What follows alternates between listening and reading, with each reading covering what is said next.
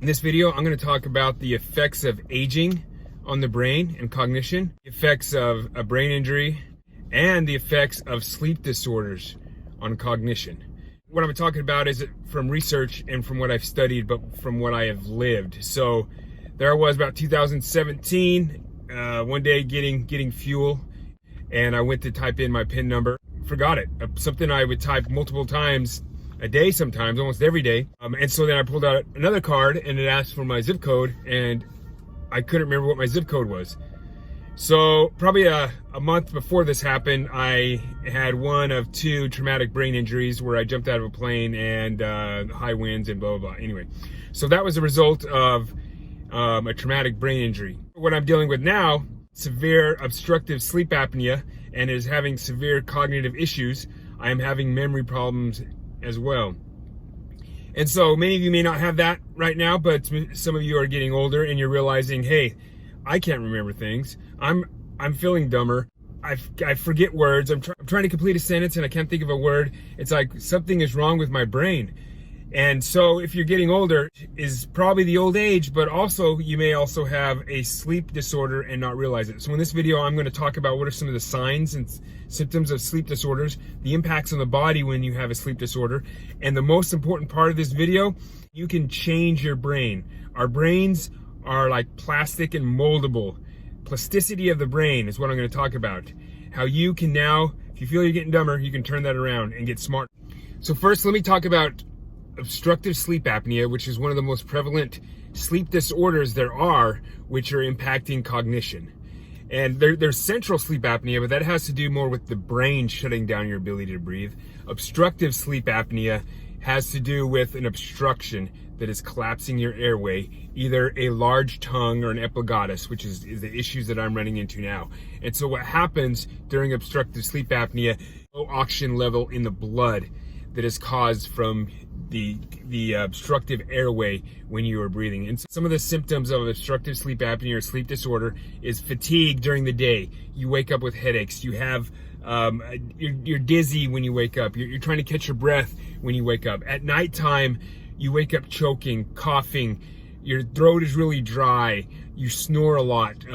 There's something called floppy eye syndrome, which is where you get conjunctivitis, but it's non-bacterial or viral.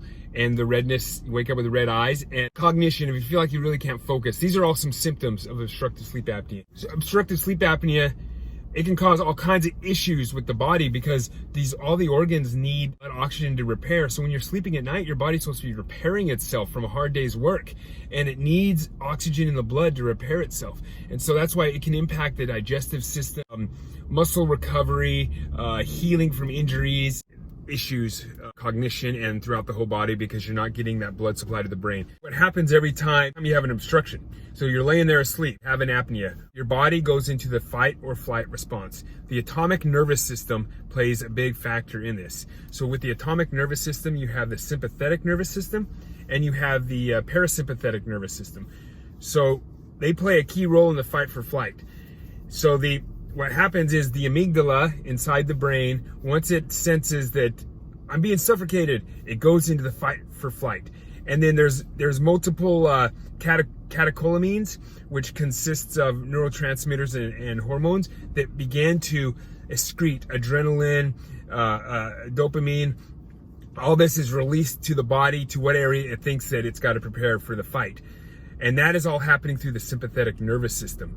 And so while you should be sleeping, your body should be recovering, replenishing these catecholamines, your body is excreting more and sending unnecessary stress to all these organs when it should be asleep and recovering. And then at the same time, the parasympathetic nervous system, it is trying to calm down and reduce the required oxygen necessity for other parts of the organs because the sympathetic nervous system's going into fight or flight and activating, and the parasympathetic is also trying to trick your brain to think some of these organs need less oxygen because this fight is going on. So not only are you getting less oxygen, your system's working against you, thinking that you do not need this oxygen. And that causes all kinds of issues throughout the body as well. Now let's talk about what happens with cognition as we get older. So roughly around 45 to 50 is when you really start to feel that your memory isn't working as often, and that's because we go through something called synapse pruning. So synapses, those are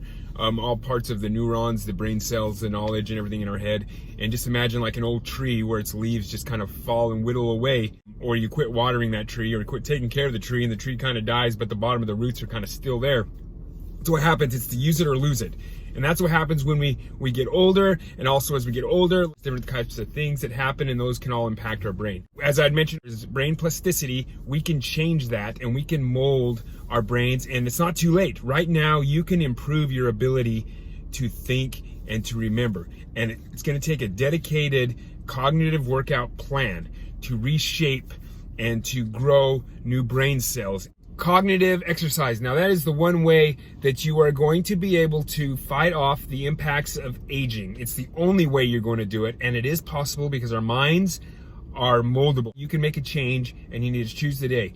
Implying cognitive exercises, and let me tell you what those consist of. There's a few things I'm going to talk about. Different types of cognitive exercises. I'm going to talk about mindfulness, what that is, and I'm going to talk about cognitive behavioral therapy. So first, looking at different cognitive exercises.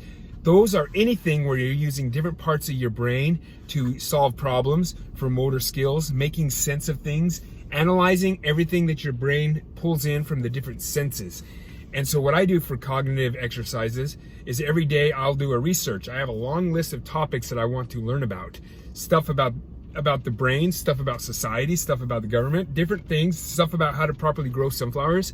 You know, I get in and I start making sense of things, or I will see a topic in social media that doesn't seem right, and like I end up researching the CARES Act to find out where did the actual COVID money go to, and did it benefit those that needed it, or did it benefit the rich, and did a video after that.